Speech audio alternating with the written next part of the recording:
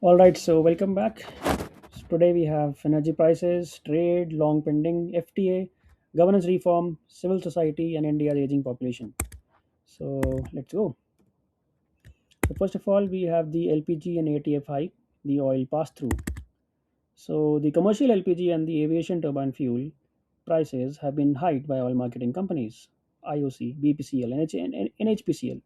The trigger: West Asia tensions have pushed crude oil to $130 or $140 per barrel, well above the normal 85 to 75 to 85 price range. Now the OMCs cannot absorb these losses indefinitely, so they are passing the cost forward through commercial LPG and ATF price increases. India's three public sector oil marketing companies set petroleum product prices within a government framework. The ATF has fully deregulated since 2002.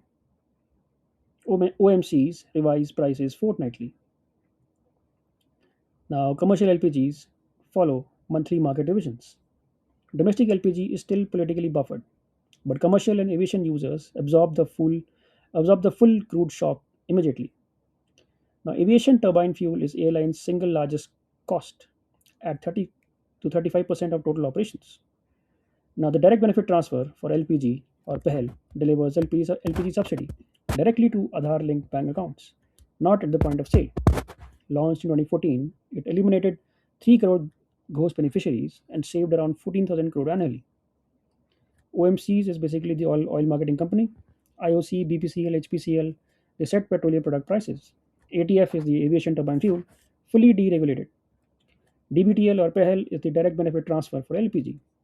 PPAC is the petroleum planning and analysis cell. Ujjwal 2.0 is the free LPG connections for BPL women. And strategic petroleum reserve is what India holds, 10 to 14 days worth. IEA recommends 90 days. Then we have the SEZ SOPs amid US 26% tariff. A US reciprocal tariffs of 26% on Indian goods take effect this April. India is exploring enhanced incentives for special economic zones to protect export oriented industries. But this comes with a legal constraint. A 2019 WTO ruling already found India's export subsidies, including SEZ tax holidays, to be WTO incompatible. Now, WTO dispute settlement case DS 541, filed by the US in 2018, found that India's export incentive schemes, including SEZ income tax exemptions and MEIS and export oriented units, violated this WTO subsidies agreement. India was required to reform. Now, the RODTEP, or the remission of duties and taxes on exported products, replaced the MEIS in 2021 as India's primary export incentive. The key distinction: RODTEP, RODTEP only reimburses taxes that are embedded in exported products, state electricity duties, and mandi taxes, not a bonus above cost. So, the pending development of the Enterprise and Service Hubs Bill proposes to replace the SEZ Act 2005, allowing zone units to freely sell in India's domestic market, not just export. SEZ Act 2005 is the Special Economic Zones Law. 268 notified zones, single window via Development Commissioner. And Desh Bill is the Development of Enterprise and Service Hubs, replaces the SEZ Act, allows DTA access. RODTEP is the remission of duties and taxes on export products, WTO legal duty remission. And the WTO DS 541 is the 2019 ruling. India exports subsidies found WTO incompatible. Development Commissioner is the single window authority within each SEZ, and DTA is the domestic tariff area, India's regular domestic market outside SEZ boundaries. Then we have the India EU FTA, 19 years still negotiating. So, India EU Free Trade Agreement negotiations launched in 2007 as the BTIA, suspended in 2013, resumed in June 2022, continue with fresh urgency amid US tariffs, pushing both sides to deepen non US trade ties. The new complication: the EU's carbon border adjustment mechanism, which took full effect in January 2026, imposes additional carbon cost on India's steel and aluminum exports to Europe. Now, India EU bilateral trade is around 120 billion euros, making the EU's making the EU India's single largest trading partner as a bloc, ahead of US and China. The FTA could add tens of billions more. Both sides have enormous complementary strengths. India's IT, pharma, skilled labor, Europe's capital goods, technology, and investment. CBAM is the carbon border adjustment mechanism is the EU's policy to prevent carbon intensive goods from bypassing Europe's emission trading system by being made in countries with weak climate rules. India's steel and aluminium produced using coal heavy processes face an estimated 10 to 15% additional cost when entering the EU market from January 2026.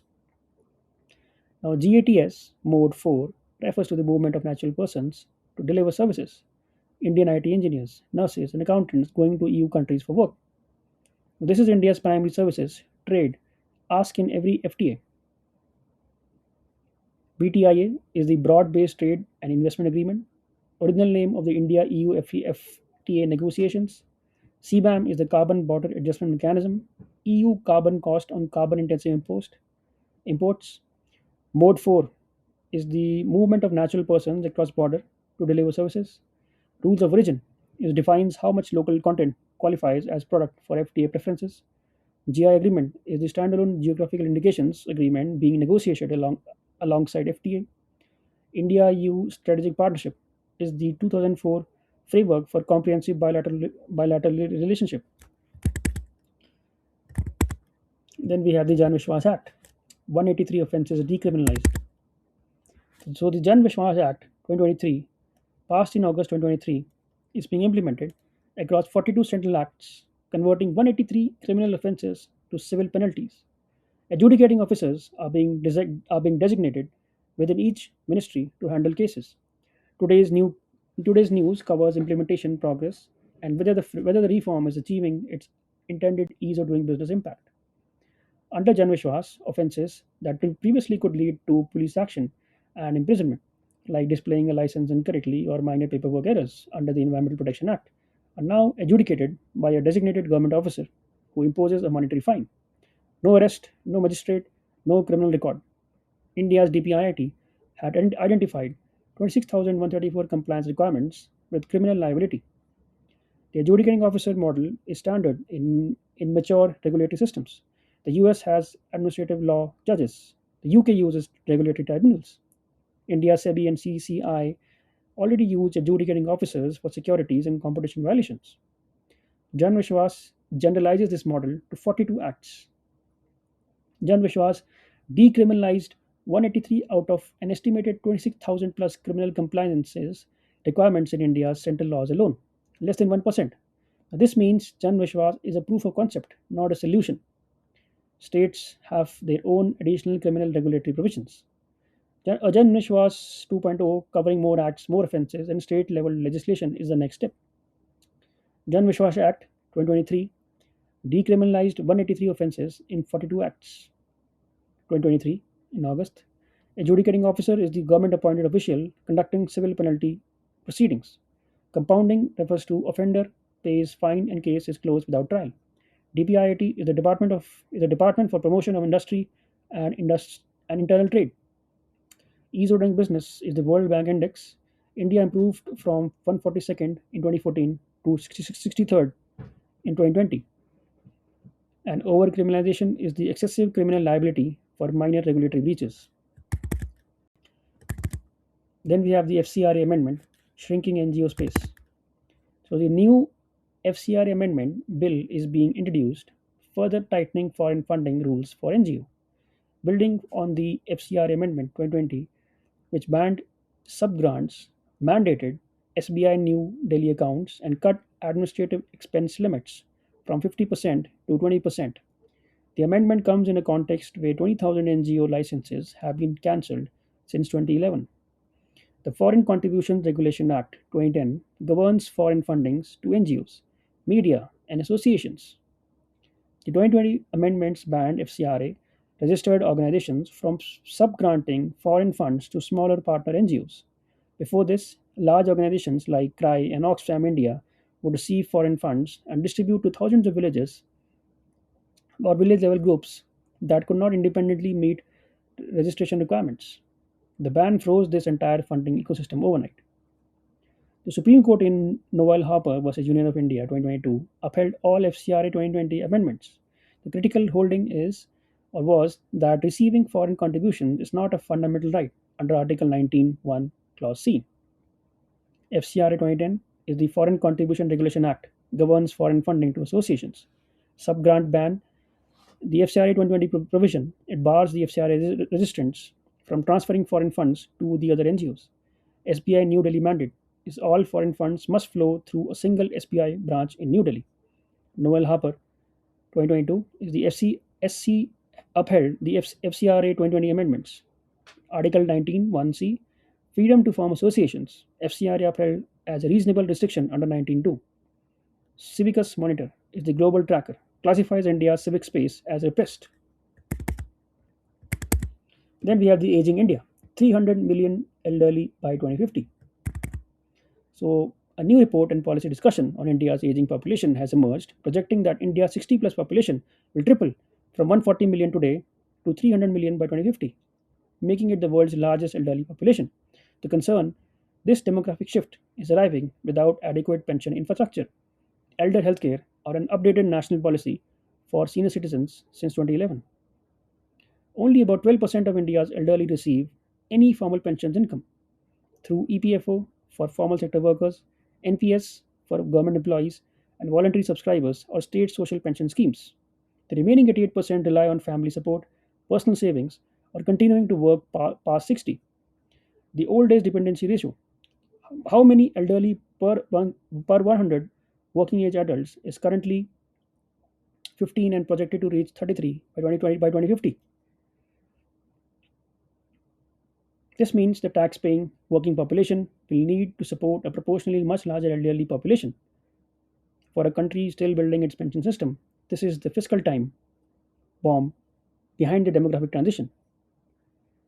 Japan aged after reaching $35,000 per capita income, South Korea after 30,000. India may face significant aging with 20% plus elderly share at 5,000 to 7,000 per capita.